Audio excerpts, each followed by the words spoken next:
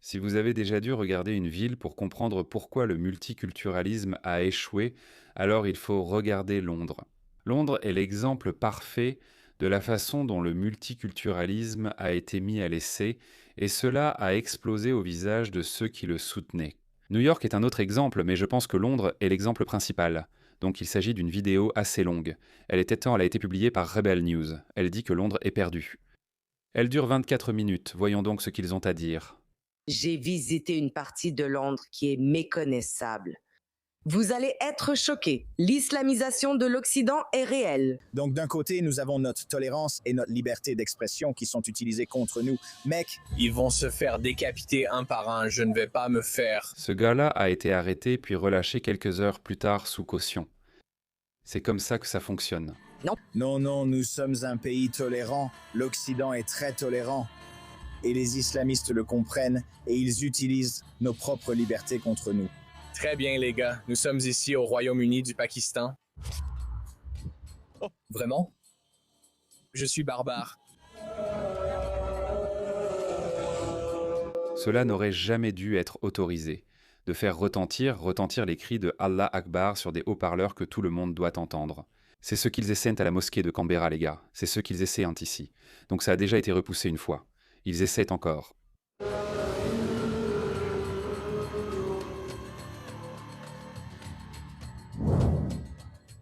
Je me suis récemment rendue à Londres, en Angleterre, pour couvrir le grand rassemblement Unir le Royaume, organisé par Tommy Robinson.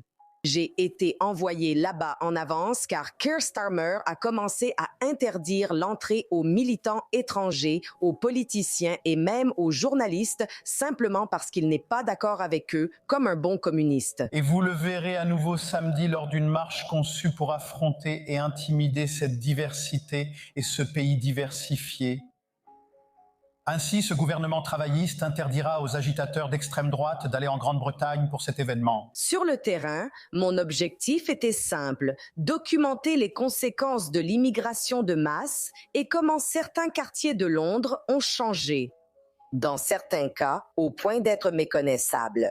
Tout comme ce que j'ai vu en France lors des élections législatives de 2024, il y a une ghettoisation évidente et c'est le signe que l'intégration a échoué. L'assimilation a échoué. Ils sont parfaitement intégrés dans la nouvelle société française. Je suis sûr qu'ils ont des comptes bancaires, ils ont ces entreprises, même s'ils ne paient pas d'impôts, ils touchent les allocations sociales. Donc ils sont intégrés, mais ils ne se sont pas assimilés. Pourquoi? Parce que l'Occident, la gauche woke ou simplement la gauche occidentale n'a pas ressenti le besoin de le faire. Ils pensaient qu'il était impoli de demander aux gens d'abandonner leur culture. Toute l'idée du multiculturalisme a échoué. Ça a explosé au visage de tout le monde. Le multiculturalisme ne fonctionne pas, les gars. Ça ne marche pas. Il faut le dire aussi clairement que possible. Ce n'est pas une attaque contre des personnes, des individus, mais c'est une attaque contre l'idée du multiculturalisme. Et c'est parfaitement acceptable. C'est une déclaration politique et nous sommes des animaux politiques. Et la dernière fois que j'ai vérifié, la liberté d'expression reste l'une des valeurs les plus fondamentales de la civilisation occidentale. Peu importe à quel point il peut être désagréable de dire que ces personnes n'ont pas leur place dans la société occidentale, nous devons le dire. Qui a dit qu'on ne pouvait pas le dire? Il y a 70 ans, on l'aurait dit. On l'aurait dit et personne n'aurait bronché. En fait, la plupart des gens ont ignoré cela quand Enoch Powell l'a dit.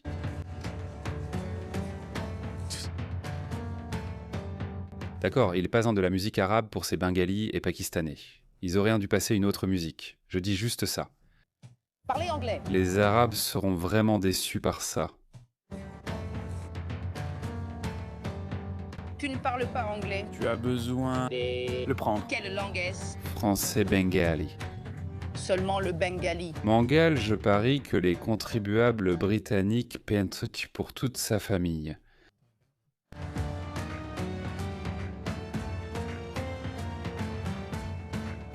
Oui, ce n'est pas de l'arabe. Je suis donc allée à Whitechapel avec Stephen Thompson, fondateur de Visegrad 24, et Cam Higby, un journaliste indépendant des États-Unis. Bienvenue à Whitechapel, cela n'aurait jamais dû se produire. Inutile de l'écrire en bengali. Vous n'êtes pas obligé, peu importe qui a eu ces idées, d'accord?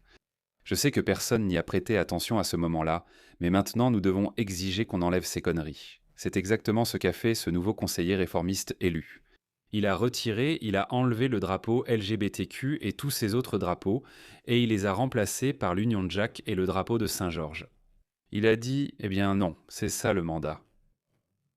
Nous avons un mandat politique pour cela, donc c'est ce que nous devons faire. Ça peut sembler très simple, mais ajoutez ça dans votre manifeste. Intégrez ceci à vos discours. Seul l'anglais sera affiché, aucune autre langue. Nous ne le ferons pas. J'ai lu une statistique, je crois que Nouriane m'a dit que la Grande-Bretagne dépense des centaines de millions de livres. Cela pourrait dépasser 1 milliard rien que pour les services d'interprétation. Vous savez, quand une femme bengali vient à Londres et qu'elle appelle sa banque ou le NHS ou peu importe. Et ensuite, elle ne parle pas anglais. Donc le gouvernement britannique leur fournit des interprètes. La facture pour ces interprètes atteint des centaines de millions de livres sterling. Combien de Britanniques pauvres de souche pourraient être nourris avec cet argent? Je pose juste la question. Londres était un quartier typiquement ouvrier blanc, on peut le voir dans l'architecture. Maintenant, en ce moment, nous sommes dans le centre de Londres. On voit une architecture bien plus imposante, des immeubles d'habitation nettement plus hauts, ce qui n'existe pas dans l'Est de Londres. L'Est de Londres est rempli de biens immobiliers de la classe ouvrière. Et puis, mais il y a eu un afflux de Juifs d'Europe centrale et orientale à la fin du 19e et au début du 20e siècle. Et puis, à partir des années 50, c'est devenu l'un des quartiers les plus multiculturels et les plus diversifiés de Londres, en particulier les Bengalis. Les Bengalis sont la plus grande minorité. Je crois que, selon le dernier recensement, ils représentent environ 30 et quelques % des habitants. Les Bengalis sont majoritairement musulmans. Il y a des mosquées à chaque coin de rue. Et puis, bien sûr, il y a aussi la proximité d'une immense richesse, car la City de Londres et Canary Wharf sont juste à côté. Donc, d'un côté, vous avez une sorte de ghettoisation auto-imposée, avec une présence musulmane de plus en plus dominante, un quartier de plus en plus islamisé, ce qui se reflète dans le conseil municipal. Aucun Anglais blanc n'est actuellement conseiller municipal à Tower Hamlets. En quoi est-ce diversifié? Ce n'est pas le cas, c'est monoculturel. S'ils sont 30% de la population, pourquoi aucune personne blanche n'est présente? Comment cela s'explique-t-il? En fait, ce que je ne comprends pas, c'est ce qui ne va pas avec les 70% restants. C'est ça que je ne comprends pas. Pourquoi ne voient-ils rien de problématique? Est-ce juste leur nature soumise? Juste pour la diversité, juste pour le bien du monoculturalisme, ici, je dirais non. Il nous faut un peu de diversité ici. Vous ne représentez que 30% de la population de cette région. Pourtant, vous occupez 100% des postes au gouvernement local. Au conseil municipal, il n'y a pas un seul Anglais blanc qui soit actuellement conseiller à Tower Hamlets. Le Lord Mayor, récemment réélu, avait auparavant été condamné pour corruption et interdit de se présenter pendant 10 ans. Cette interdiction est terminée et il vient d'être réélu Lord Mayor. Il est également bengali. La majorité des conseillers locaux sont bengalis, ce qui crée cette grande ironie. En regardant autour de vous, vous pouvez voir le bâtiment Walkie Talkie, le Gherkin, vous pouvez voir tous ces gratte-ciels. Il y a donc cette dichotomie entre les extrêmes. Regardez ça, je dis toujours ça, j'en suis convaincu. Les gens du tiers-monde apportent leurs habitudes du tiers-monde. Regardez ça, qu'est-ce que c'est? Qu'est-ce que c'est? C'est très bengali. C'est vraiment quelque chose de bengali ou de typique du tiers-monde à faire. Cette dichotomie entre l'extrême pauvreté et la ghettoisation d'une grande partie et d'une vaste zone de Whitechapel, au point que la station Whitechapel porte le nom de la station en anglais, et juste à côté, c'est en bengali. Et puis, quand vous regardez de l'autre côté de la route, quand vous regardez au bout de la rue, vous pouvez voir ces gratte-ciels imposants et toute l'immense richesse financière de Londres. Très bien, les gars, nous sommes ici au Royaume-Uni du Pakistan. Si quelque chose est de la colonisation, c'est bien cela. Vous pouvez venir prendre vos snacks par terre si vous voulez. Nous avons plein de beaux tissus pakistanais ici. Nous avons des jouets pour enfants. Nous sommes allés à Tower Hamlets et franchement, c'était comme le tiers-monde, avec des bazars sur la route. Vous aviez de beaux vieux bâtiments anglais comme celui-ci, avec juste devant eux ce qui ressemble à une décharge. C'est un bazar où ils vendent de faux sacs Louis Vuitton. C'est une très bonne description, une belle architecture londonienne. Et c'est comme une décharge devant eux. Juste ce qui ressemble à une décharge devant eux. C'est un bazar où ils vendent de faux sacs Louis Vuitton et des sacs Gucci. Le Royaume-Uni reste aujourd'hui un pays principalement blanc. Certaines données suggèrent que les Britanniques blancs seront minoritaires d'ici 2065. Mais si vous regardez les millennials, la génération Z, la génération alpha, vous voyez cela. Vous avez cette pyramide.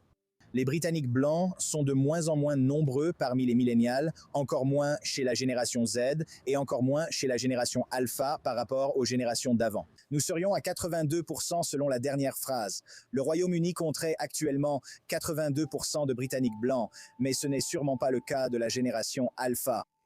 Ça change vite. Vous le voyez à Birmingham, vous le voyez dans des endroits comme Bradford, vous le voyez dans des endroits comme Luton Town. Il y a environ 11 villes et communes au Royaume-Uni qui sont actuellement où les Britanniques blancs sont minoritaires. Et la capitale, Londres, est actuellement composée d'un tiers de Britanniques blancs. Et comme cela devient de moins en moins anglais, les Anglais partent. Il y a un phénomène de fuite des Blancs. Et cela ne fera qu'accélérer à moins que quelque chose ne soit fait pour l'arrêter et l'inverser.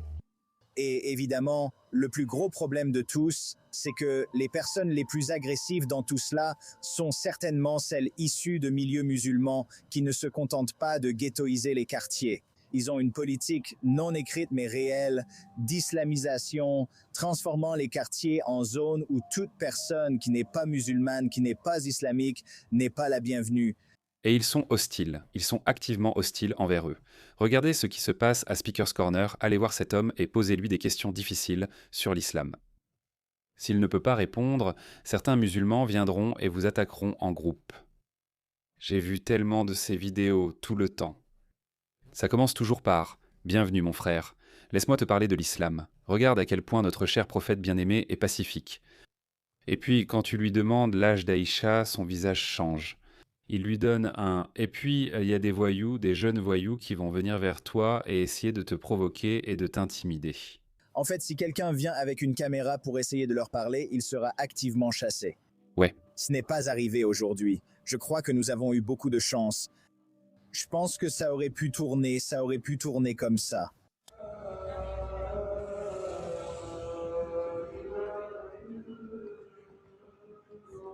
Nous filmions la mosquée de l'Est de Londres, l'une des plus grandes et anciennes de la ville, et l'une des rares au Royaume-Uni où l'adhan est appelé 5 fois par jour. L'imam montera dans la tour, ou pas forcément, mais utilisera un micro, et il y aura des haut-parleurs dans la tour, et il fera l'appel à la prière. Nous étions là pour la prière de midi et nous filmions le débordement de la mosquée. La mosquée n'est pas assez grande pour accueillir toute la communauté musulmane. Donc il y avait de nombreux musulmans dehors en train de prier et nous filmions avec mon caméraman. Et pendant que nous filmions, une voiture s'est approchée, s'est arrêtée sur le passage piéton et l'homme dans le véhicule a dit « Je te reconnais, tu es Visa Visegrad 24. Tu es un apologiste du génocide, espèce d'animal. » Je m'approche de lui et dis « J'aimerais discuter, nous voudrions vous parler. Je serais ravi de vous demander ce que ça fait d'être musulman à Londres, de parler du multiculturalisme, de la vie à Tower Hamlets. » Cet homme n'a cessé de m'insulter. Et pendant qu'il m'insultait, alors que je restais là, assez calme, en faisant de mon mieux pour dialoguer avec lui de manière pacifique, les fidèles ont commencé à quitter la mosquée de l'Est de Londres, à remarquer le bruit et un grand groupe de regarder. Des jambes courtes et trapues. Des musulmans sont accourus. Parmi les Algériens, le jeune garçon qui criait certaines des pires obscénités, notamment lorsqu'il a découvert que BZ24 est en grande partie un média anti-Hamas et certainement largement pro-israélien, sympathique à la cause israélienne. Le média a commencé à crier des obscénités sur le fait de vouloir assassiner des membres du gouvernement israélien et de vouloir décapiter les Juifs un par un. Et il se trouvait qu'il venait d'Algérie. Il était originaire d'Algérie. J'avais passé quelque temps en Algérie. Je lui ai parlé de mon expérience avant que l'échange ne devienne hostile. Il m'a même serré la main et a commencé à discuter jusqu'à ce qu'il entende le mot Israël, puis il a complètement changé d'attitude. Je veux dire, Tu viens d'Algérie? As-tu... Amusant. Que se passe-t-il en Australie? Bonjour. S'il te plaît, quoi de neuf? Israël, bonjour, ce gars crie, ce n'est pas recommandé. Et... quoi de neuf? Donc, il est conscient du fait que le comportement des musulmans est perçu comme un reflet de l'islam. Donc, il en est conscient. Il essaie de représenter sa religion. Et il va représenter sa religion dans sa forme la plus authentique, c'est-à-dire comme une idéologie haineuse. Il le sait, il en est conscient. Ce n'est pas quelqu'un d'ignorant. Il sait que si je dis quelque chose qui va donner une mauvaise image de l'islam, il doit faire attention. Mais après tout, c'est un musulman. Donc il ne peut pas s'en empêcher. Regardez comment ça se termine. Je ne crois rien de ce qu'il dit. Tommy Robinson, anti-islamisme, anti-tout. Anti tout ça. Si j'attrape Tommy Robinson, ouais, tu sais quoi? Si je t'attrape, Tommy Robinson. Yeah? C'est tout ce que je dis. L'islam, le grand islam respecte tout le monde, respecte. Tu aimes les États-Unis, tu... Aime les conneries. Il menace de fumer Tommy Robinson, ce que tu ne vas rien faire. Tu es un peu sérieux, frère. Tu ne devrais pas faire de menaces. Ouais, encore une fois, tu le ferais probablement. C'est comme ça que ces gens se comportent habituellement. Ils s'en prennent seulement à des individus quand ils sont en groupe. Ils le menacent de tuer ou de le fumer, peu importe le sens. Ensuite, ils affirment que l'islam respecte tout le monde, toutes les religions et toutes les couleurs. Ce n'est pas vrai. Votre comportement le prouve. Tu menaces de tuer à cause d'opinions politiques contraires à ta culture ou religion. Les musulmans disent souvent que l'islam est parfait. Nous, non. Donc dans leur esprit, ils croient que c'est une raison acceptable. C'est une excuse acceptable pour dire des choses scandaleuses. Comme ça, on peut nier de façon plausible. Parce que les musulmans se comportent mal tout le temps. Toujours, sans cesse. Attentats, harcèlement, réseau de prédation, peu importe. Les musulmans feraient en ça tout le temps. C'est leur passe-droit. Ne blâmez pas l'islam, juste que les musulmans ne sont pas parfaits. D'accord. Surtout quand des personnes instruites comme nous savons que leur comportement est en réalité le reflet de leur culture, qui est profondément influencée par l'islam. Ce n'est pas une coïncidence si aucune des victimes des réseaux de prédation n'était une fille musulmane, pas une seule victime. Quelques sikhs, ici et là, considérés comme infidèles. Pour eux, ils sont même pires que les juifs et les chrétiens. La plupart d'entre elles, ce sont principalement des filles blanches. Ce n'est pas uniquement de l'opportunisme. Vous savez, je veux dire, c'est de l'opportunisme, mais ce n'est pas que ça. Je suis sûr que tous ces milliers, ou peu importe combien, ont été condamnés. Ils continuent d'en sortir chaque mois. Il y a un nouveau procès. Vous êtes en train de me dire qu'aucun d'entre eux n'a jamais eu l'occasion de sortir avec une fille musulmane? Non, les filles musulmanes, elles deviennent victimes d'agressions sexuelles tout le temps par d'autres musulmans. Cependant, ces réseaux de prédation ne le font pas avec des oncles, frères ou cousins, mais comme dans toute autre société. Mais ces réseaux de prédation visaient spécifiquement les filles britanniques blanches et les infidèles. C'est pour ça qu'ils ont aussi ciblé des sikhs. Et peut-être aussi quelques filles hindoues. Mais ils ont épargné les filles musulmanes. Donc cet aspect particulier de leur comportement est influencé par l'islam, parce que nous savons comment l'islam considère les femmes non musulmanes.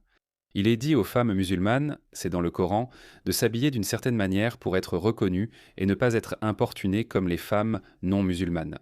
Je pense que nous ne voulons pas que le Royaume-Uni devienne un pays musulman ou en prendre le contrôle. Nous souhaitons juste partager notre belle religion, la paix et l'amour. C'est tout, mon frère. En fumant Tommy Robinson. Non, pas besoin de te mettre dehors, mon frère. C'est tout? Mais voudrais-tu que tout le monde soit non? Je veux que tout le monde écoute. Non, nous ne voulons pas que tout le monde sache. Nous sommes le peuple. Vraiment? C'est vrai. Seriez-vous prête à nous parler? Pourquoi tu pars d'ici? Vas-y, rentre chez toi alors. Caméra, j'apprécie. Pour cette question, de quelle région du pays s'agit-il? Pourquoi ne veut-il pas parler? Il a dit vouloir que le Royaume-Uni reste chrétien. De quoi a-t-il peur? Pourquoi ce silence? A-t-il peur d'être pris en flagrant délit de mensonge? Parce que nous savons, regardez, c'est un musulman barbu. Il n'y a aucune chance qu'il veuille que le Royaume-Uni reste un pays chrétien. C'est sûr à 100%. Ce n'est pas un musulman de façade comme les autres. Mais pourquoi aurait-il peur d'en parler devant la caméra? Pourquoi? Est-ce parce qu'il sait qu'il ment et qu'il se sent mal de mentir, ou bien il craint de dire quelque chose que les autres membres de sa communauté n'approuveront pas? Vous voyez, c'est juste que rien ne colle avec ces gens-là. Je pense qu'ils sentent qu'ils vivent une vie pleine de contradictions. Et c'est pour ça que chaque personne veut vivre une vie logiquement cohérente. C'est pourquoi, par exemple, si je veux vivre en Occident, alors je dois vivre d'une certaine manière et je dois choisir un camp. Je ne choisis pas le camp musulman, ni le camp pakistanais, ni celui de mes origines culturelles. Je ne le fais pas. Donc je l'ai fait. Je l'ai déclaré. Et oui, tu sais, il pourrait y avoir un prix à payer, mais ça m'est égal. Ils ne peuvent pas faire ça. Pour choisir leur voie, ils doivent en prendre parti. Soit être comme Muhammad Jah, être fidèle à l'islam et à ton héritage culturel et dire que tu es un musulman fier et que tu es musulman avant tout. Donc tu dois adopter cette position. Tu ne peux pas être comme Majid Nawaz l'été, tu sais, rester musulman et ensuite attaquer l'islam. C'est tout simplement une position logiquement incohérente. Et je pense que beaucoup de musulmans de façade vivent cela. Et au moment où ils entrent dans ce débat, ils sont forcés de choisir un camp ou de choisir leur voie, parce que je pense que c'est ainsi que les humains se comportent normalement. Ce n'est pas un hasard. Les musulmans ne sont pas stupides quand ils vous disent qu'ils veulent la charia au Royaume-Uni et qu'ils veulent prendre le contrôle. Et ils le disent ouvertement. Ils disent ces choses ouvertement. C'est parce qu'ils veulent vivre leur vie de manière logiquement cohérente. Voulez-vous nous parler devant la caméra? Je vous en remercie. Christian. De quelle région du pays s'agit-il? C'est un Christian. Quelle partie de ce pays est-ce? Quelle partie de la culture de ce pays est-ce? Je ne dirai rien. Quelle partie de ce pays est chrétienne? Tu me demandes pourquoi je pense que c'est... Pourquoi tu penses? La grande majorité des Britanniques sont chrétiens. Nous avons encore des traditions chrétiennes. Nous avons des sièges réservés à la Chambre des Lords qui sont dédiés à certains, qui sont dédiés aux membres de l'Église d'Angleterre, je crois. Et toutes ces traditions sont issues de valeurs culturelles, de valeurs chrétiennes. Parce que la religion d'État est l'Église anglicane, le chef du pays. Dans le sens de « est-ce que les Anglais sont chrétiens ?» C'est ça la question que tu poses. Je dirais donc, ma position là-dessus serait que j'admire les musulmans pour cela. Bien sûr que oui. Non, tu vas me laisser parler? Ne fais pas ça. Bien sûr, oui. Je ne dirais pas ça. Je dirais, non, oui, eh bien, c'est un pays chrétien fondé sur des valeurs chrétiennes. Oui, les individus... Le christianisme en tant que foi chez les individus est en déclin, mais cela ne change pas le fondement sous-jacent. Les valeurs fondamentales de ce pays. Je ne veux pas que cela soit remplacé par des musulmans. Le christianisme décline peut-être... Désolé, la vidéo devient longue, donc j'arrête ici. Donc le christianisme est peut-être en déclin au Royaume-Uni, mais les chrétiens ne se convertissent pas à l'islam. Donc j'ai une statistique réelle ici. Laissez-moi vous la montrer. À mesure que le christianisme diminue, le nombre de personnes sans religion augmente. Ils ne se convertissent pas à l'islam, ils deviennent athées. Et nous, les athées, surtout les athées occidentaux, devons élever notre niveau. Nous devons reconnaître cette réalité, la réalité chrétienne, le rôle et l'impact du christianisme dans la construction de la civilisation occidentale. Et je suis heureux que de plus en plus d'athées quittent le wokisme et reconnaissent cette réalité. Donc je veux que l'Angleterre du futur, peu importe ce qu'elle sera, soit construite ainsi. Tous les pays occidentaux, quelles que soient dans les nouvelles valeurs que nous formons, elles doivent être formées par ces deux groupes. Pas celui-ci ni les autres, pas les musulmans ou d'autres non. Et ces personnes ont évidemment déjà prouvé qu'elles détestent les deux fondements chrétiens. Et ils détestent aussi les fondements occidentaux, qui sont une fusion de la laïcité, du libéralisme et des valeurs chrétiennes, ainsi que de certaines valeurs démocratiques grecques et romaines. Et c'est pareil aussi en Australie. Et je suis sûr que c'est pareil. Regardez ça. À quel point c'est similaire? Regardez ça. À mesure que le christianisme décline, chaque pic et creux est en fait inversé sur le graphique. Regardez ça. Ça a commencé ici. Pratiquement 0% de personnes étaient athées en Australie dans les années 1950, et le christianisme était à 85%, probablement 90%. Et regardez, ça ne fait que baisser. Je ne m'en réjouis pas.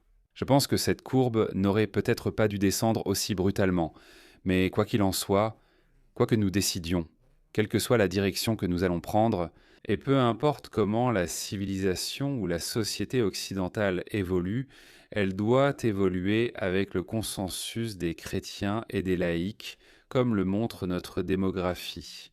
Je vais maintenant évoquer d'autres minorités. Désolé, sinon on va perdre le fil. Sinon, tout l'Occident va ressembler à l'est de Londres ou à Tower Hamlets, ce qui est, je suis désolé de le dire, dégoûtant.